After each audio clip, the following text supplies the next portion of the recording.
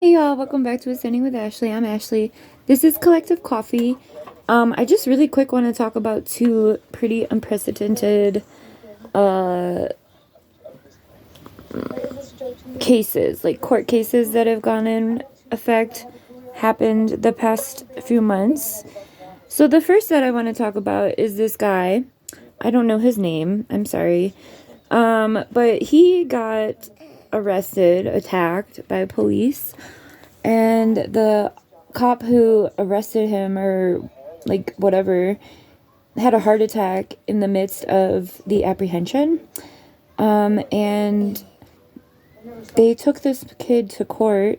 He's a youth. I think he was like 17 or 18, for the responsibility of like killing this police officer, because this man had a heart attack while he was apprehending him.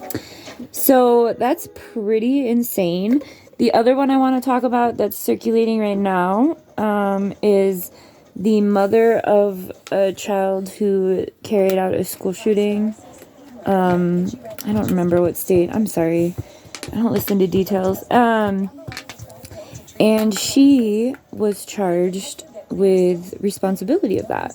I'm not saying that's right or wrong, but I think what's interesting about both of these cases is that both of these people were not intentionally involved with the act. Or, I mean, the kid who got arrested and the cop had a heart attack, this is like unprecedented, and there was a lot of action around it before the court case. But I think I saw this week that he was charged with it, manslaughter or something. I'm not sure.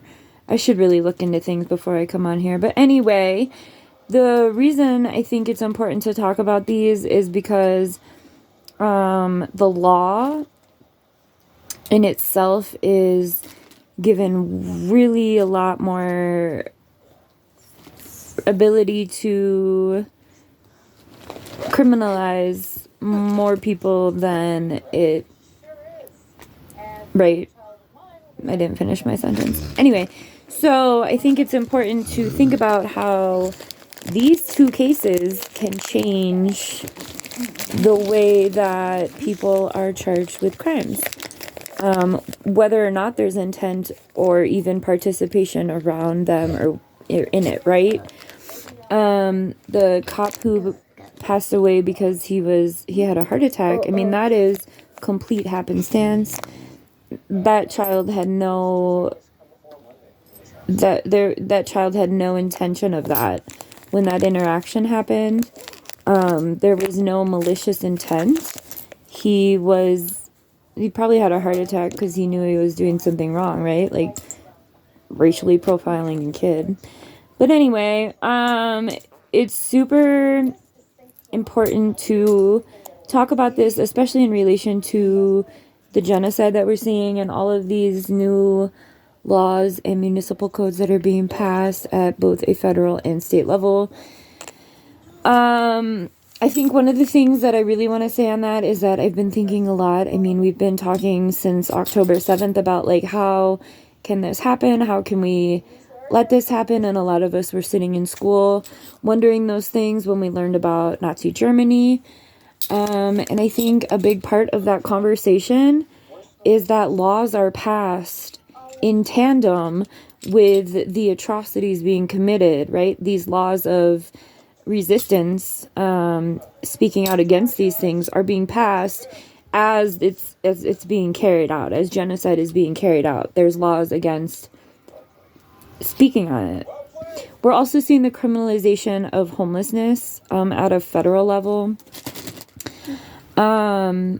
So that is really a lot. There's a bunch of layoffs that are being projected to happen this spring. There's already some that have already happened.